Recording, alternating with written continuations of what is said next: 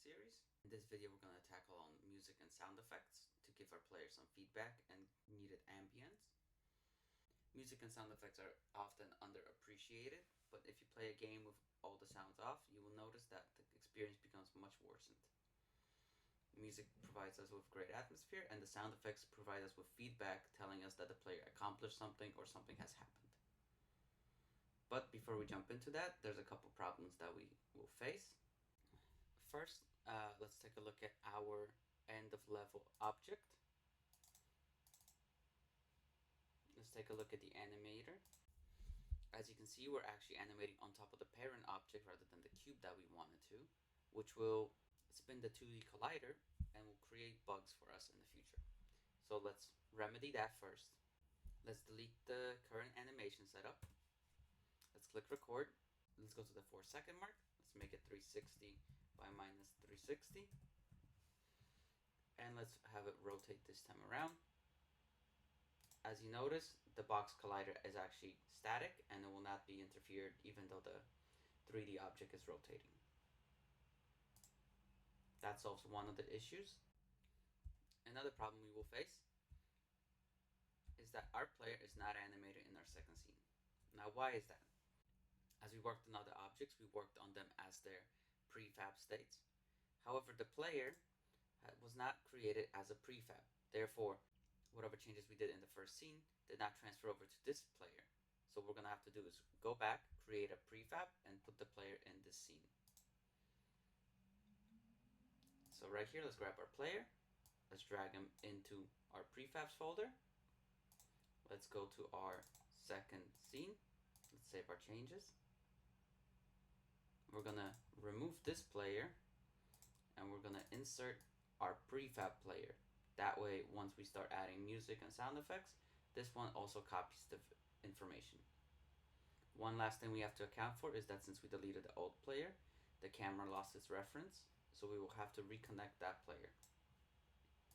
Let's test everything out. And our player is now happily running around in every level. Let's start with the next section, which is going to be the music. First, let's look at our camera. Every time a scene is created, alongside the camera, it creates an audio listener. This is what processes all the audio. And depending on how you set it up, it could be either by distance or, regardless of the placement, playing the sound effects. Let's create our music game object. We're going to create an empty object, call it music. Let's zero it out. And we're going to add a component. We're going to add an audio source. Let's expand it. And we have a lot of settings we can work on. Main setting is the audio clip. That is the actual sound effect that's going to be played. If we follow along to our music section, we can click on the music and drag main game music.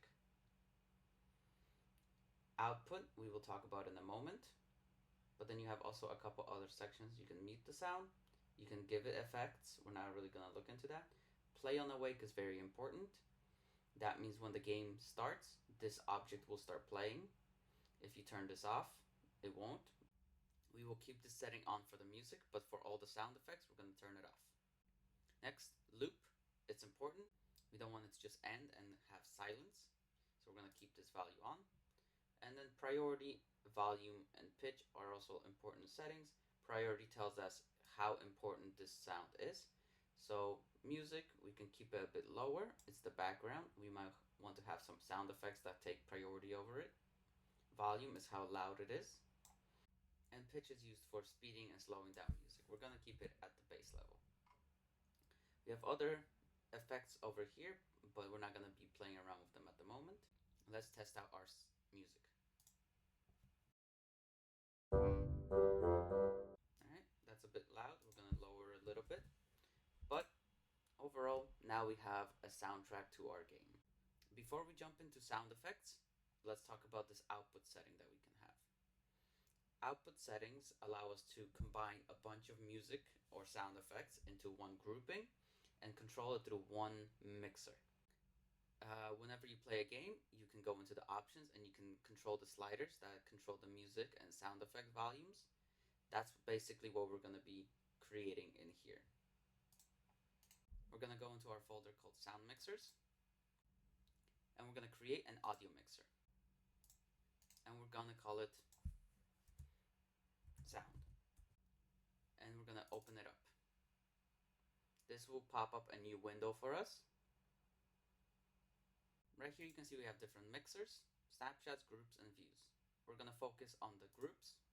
Right here is the master group. This controls every sound, but we're going to create two groups underneath it. We're going to create a music and sound effect group. Sound effects can be shortened by SFX.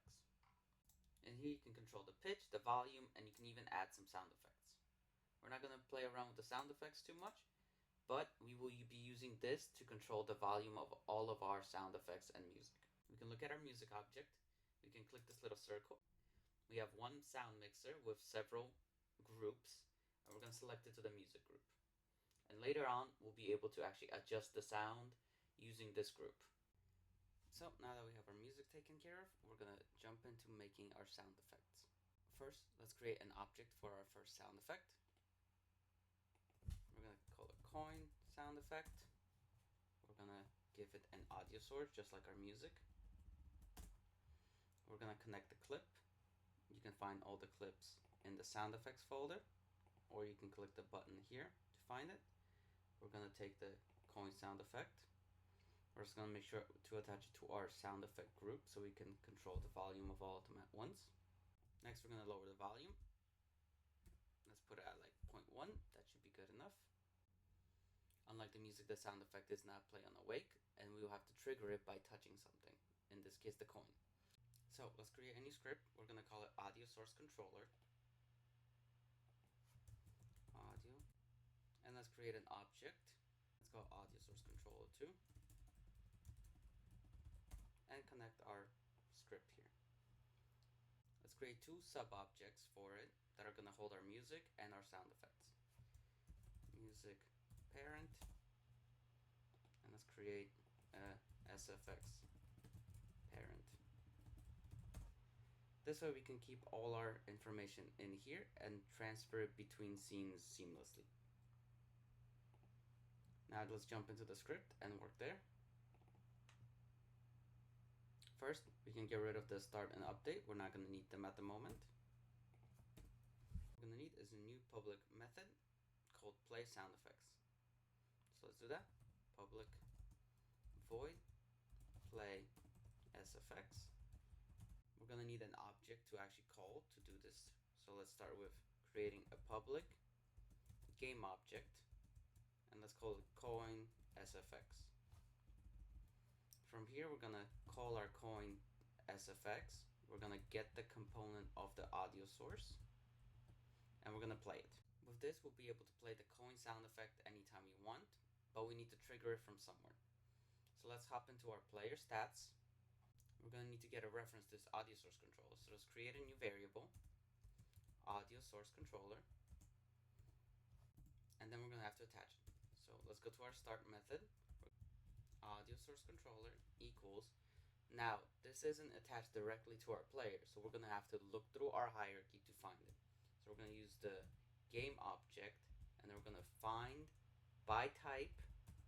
The type is audio source controller, and this will, at the beginning of the game, it will find the controller and allow us to communicate with it. Let's save it, and then we're going to go into our triggers, and in here we can actually demand that the audio source controller plays the sound effect. Let's save and play it. Before we actually play, we have to connect our coin sound effect, so let's do that.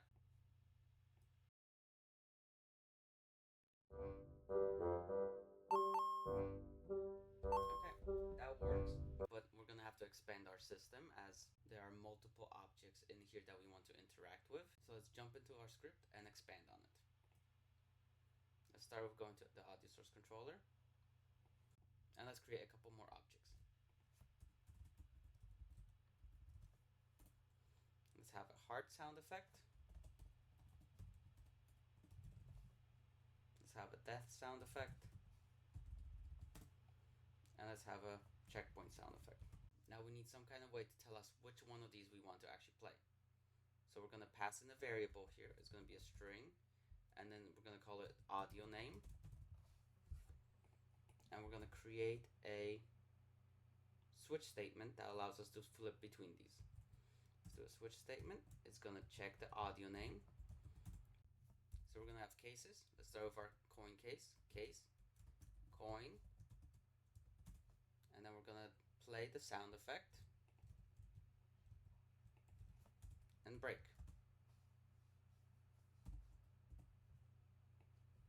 And then we can repeat the process for the different audio sources.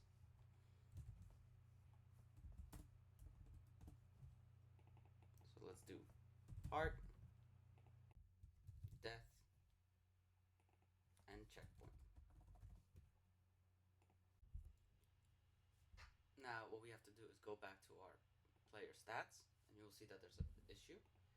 Now we can type in coin here, but as you will notice, I may have mistyped the coin. This one is capital, this one is lowercase, and it's a situation where you can create very easy bugs that may be hard to find. A place where we store all these variable names and we use them all directly with each other.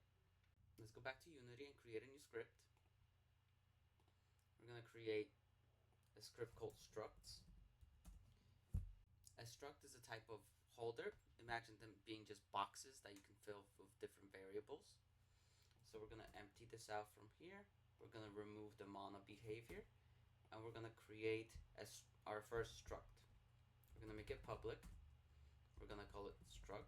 That's the type. And then we're going to call it sound effects. And then here, what we can do is we can create new sound effects. We're going to do public const string coin. And here we can type in coin. We can do this for all the other ones. So let's do heart, death, checkpoint. Heart, death, checkpoint. Let's go to our controller. And now we can change this to be using the struct. Structs, that sound effects, that coin. And now if we go to our player, we can also replace that with structs, that sound effects, that coin. And now this and this will always be the same, and there will never be a mistake by the programmer mistyping something. Let's make sure we do that for the rest of them. So we can just copy, paste, heart, death, and checkpoint. Let's make sure to actually change which game object is being used. So heart SFX, death SFX, and checkpoint SFX. Player stats, and we can just copy this bit and add it in here as well. So instead of coin, we do heart. When we die, we can play the death sound effect. Death. And when we get a checkpoint, we can get the checkpoint sound effect. Let's save that. Let's go back to our Unity. We will have to attach these objects, so we have to create them first. You can Control C, Control V to make copies, and we can just adjust these to our liking. So we're going to do heart sound effect, we get death SFX,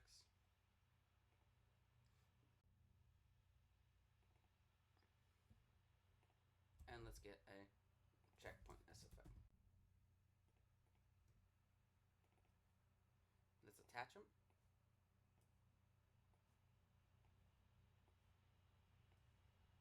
Let's save, and let's try it out.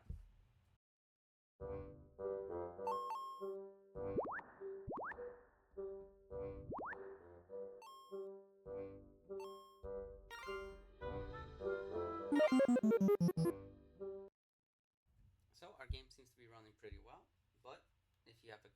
careful eye, you may have noticed that there's a slight problem with the way we're doing our audio. Currently, every single one of these sound effects can only be played once at a time.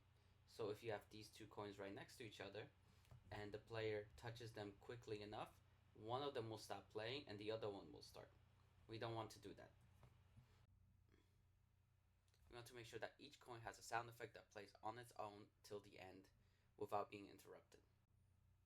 The way we're going to mitigate that problem is by creating a copy of each of these objects and playing the copy rather than having this object itself being played. That way we have all the settings already made. All we have to do is create a copy and then trigger that copy to do so. To do that, we're going to first create a new method, public void create sound effect. We're also going to take this string, and what we're going to do is we're going to create a copy of this object. So we're going to do game object new audio equals instantiate. Instantiate is basically saying create a copy. So we're going to say what do we want a copy of. Now we're going to repurpose our play sound effect to be give sound effect. We're going to rename it to give sound effect, and we're going to return a game object. And instead of actually having this play button here, we're going to do return sound effect. We're going to do the same with all the other ones. We can get rid of the break since we're exiting the method after this.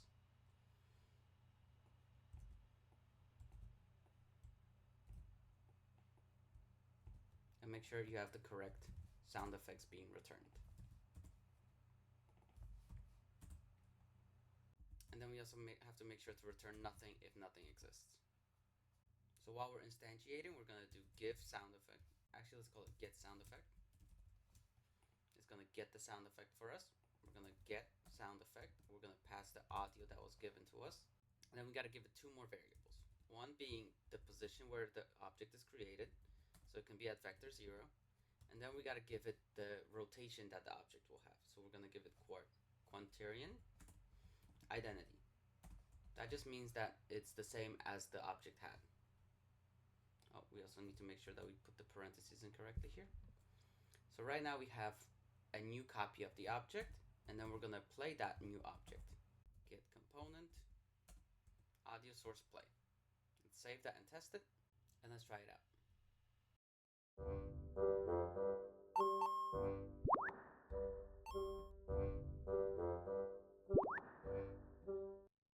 The audio works a lot better now, but now we have an issue of having a bunch of these clones in here.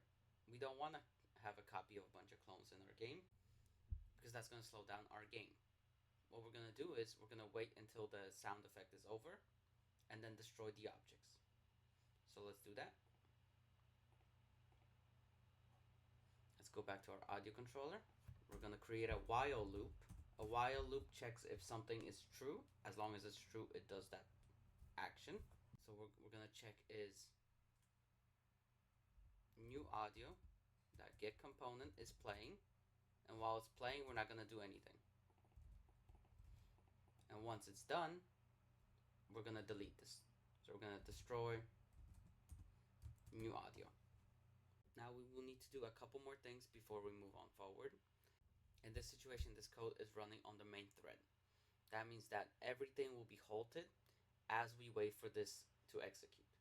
We don't want to do that. So what we have to do is create a separate thread or a separate line of code that will allow this to execute on its own while the main game is still running, not pausing it. So to do that, we will have to actually change our void to be IEnumerator. IEnumerator defines this as a coroutine, meaning it's separate from the main thread and allows you to run it as such. As you can see, it's giving us an error. That's because we need to have some kind of return statement defining how long you should be waiting. So we can do yield return null. That means it's going to wait for no seconds, but it's going to keep checking it. And we're going to have to create one more in between method. We're going to call play SFX now. It's also going to have to copy the name. Make sure that it's set to void. It has to have some kind of return type. And what we're going to do is we're going to do start coroutine, create SFX audio. Start coroutine is essential to this to work. If you don't have this, it will not execute this method correctly. So let's save that and test it out.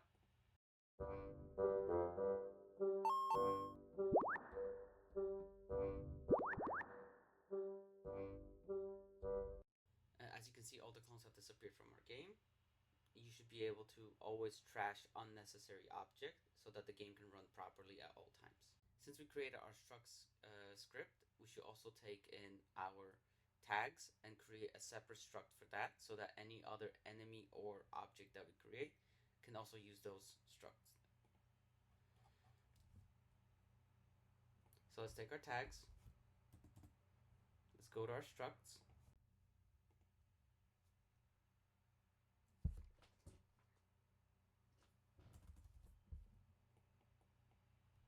Let's create a new public struct for that.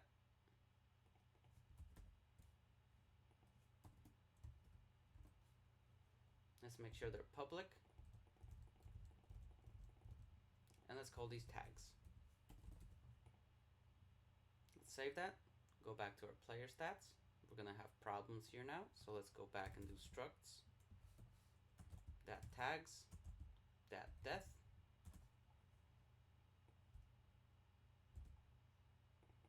Health.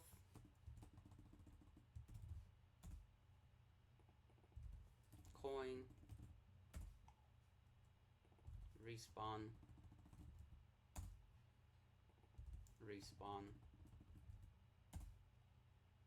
And finish. With that, all of your information is all running through the struct. So if you change something somewhere, it changes everywhere in every single one of your scripts. One last thing we should do is create a prefab of our audio sources so we can carry them over to other scenes when we create them. In the next section, we're going to tackle creating UI that displays the player health, coin count, and opens up a menu that allows you to exit to the main menu and adjust audio sliders we worked on in this section.